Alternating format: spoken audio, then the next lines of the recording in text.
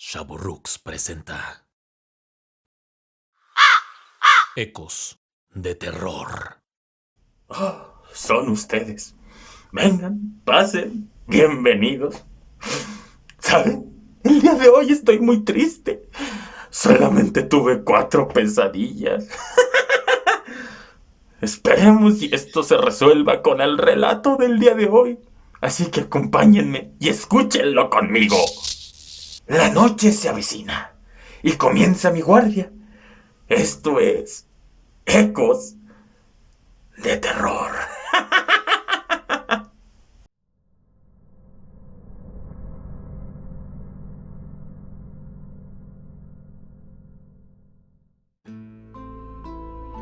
Cuando tenía 9 años, mi padre murió en un percance automovilístico.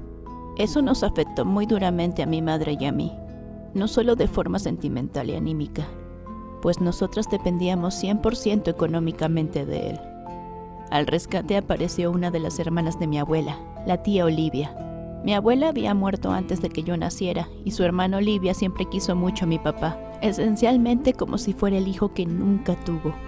Por esto, ella siempre estuvo al pendiente de nosotros, y el trato que me daba era como el de una nieta. Yo le decía de cariño Bobby, y esto se debía a que cuando bebé yo no podía decir su nombre y balbuceaba Bobby.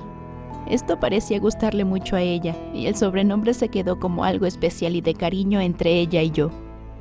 La tía Olivia nos llevó a mi madre y a mí a vivir a su casa. Era una casa de buen tamaño y demasiado para una sola persona. Ahí habían vivido la tía y su marido, que enviudó hacía muchos años y como nunca tuvieron hijos lo que sobraba era espacio. Para las 3 era más que suficiente.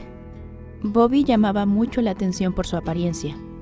Era la clásica mujer bien vestida y siempre impecable, con un estilo de señora bien de los años 60. Cuando llegábamos a ver películas en blanco y negro a mí me gustaba decir, «Mira, esa señora se parece a Bobby». Si eso no fuera poco, la tía Olivia tenía un piano el cual disfrutaba mucho tocar. Le gustaba particularmente el Nocturno 9 número 2 de Chopin, pieza que yo le solicitaba con frecuencia. Finalmente, y como cereza en el pastel, la tía Olivia era una mujer de carácter muy fuerte. Se imponía con un lenguaje articulado y una elocuencia que reflejaba una inteligencia natural y una cultura general que le había tomado años adquirir a través de la lectura. Era un gran modelo a seguir. Si bien yo era la adoración de Bobby, mi mamá y ella no tenían una buena relación. Ahora entiendo que esencialmente ellas se toleraban por la situación y por mí, pero no era un arreglo que las hiciera felices. Y no es de sorprenderse, la tía Olivia había sido educada para una sociedad más conservadora y poseía muchas ventajas culturales sobre mi madre. Por el contrario, mi mamá era un espíritu libre y de mentalidad mucho más abierta y liberal. En toda justicia, el sostén de la casa era mi tía, que gozaba de libertad financiera por la herencia que le había dejado su esposo. Poca gracia le hacía a mi mamá, quien siempre batalló mucho para mantener sus empleos. Los problemas verdaderos comenzaron en mi adolescencia, unos 4 años después de mudarnos con ella, cuando mi madre conoció a un hombre en su trabajo con el que empezó a salir.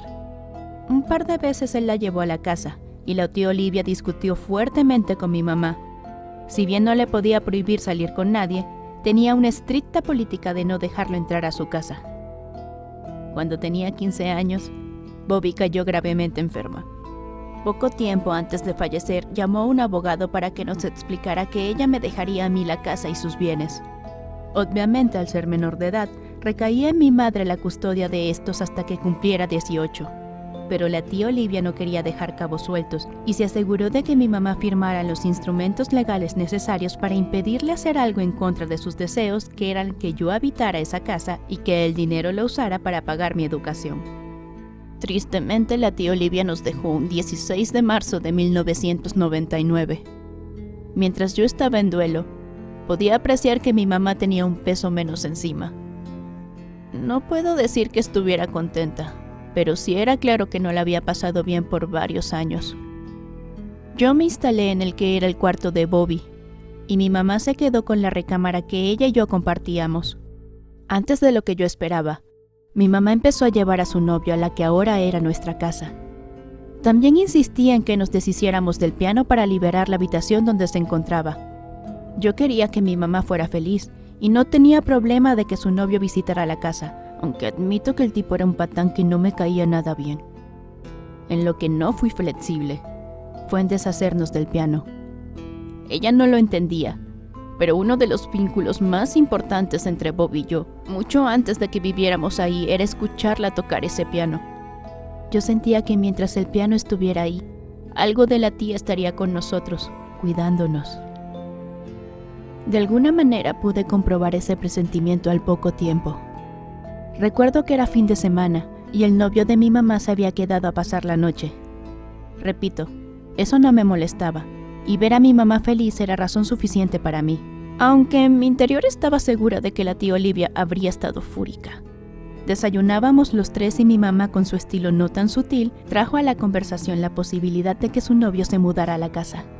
Eso para mí ya era demasiado.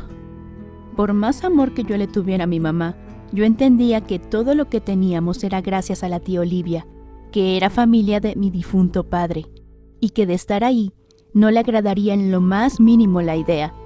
Fue entonces cuando el novio de mi mamá intervino, sin que le correspondiera, y empezó a gritarme que yo era una mala hija y que debía obedecer a mi madre. Nos hicimos de palabras y en un arranque de ira él se levantó de la silla. En ese momento los tres escuchamos que el piano empezó a sonar, con la melodía de Chopin que Bobby siempre tocaba para mí. Atónitos, los tres nos asomamos al cuarto del piano, en el que naturalmente no había nadie. Después de ese día, no volvió a entrar a la casa. Mi mamá y yo vivimos juntas algunos años más, hasta que cumplí 23 años. Luego ella se mudó a un departamento con una nueva pareja y yo sigo viviendo aquí. Aún pasa, cuando estoy triste o abrumada, cuando las cosas no van bien, que de pronto escucho el piano con la melodía de Chopin y me reconforta. Es la forma en la que sé que la tía Olivia sigue cuidando de mí.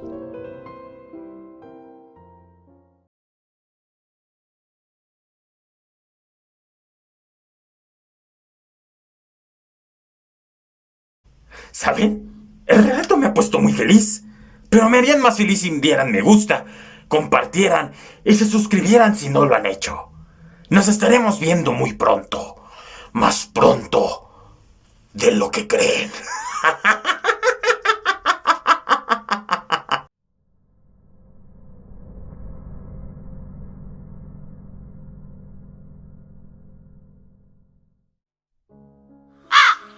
Ecos de terror.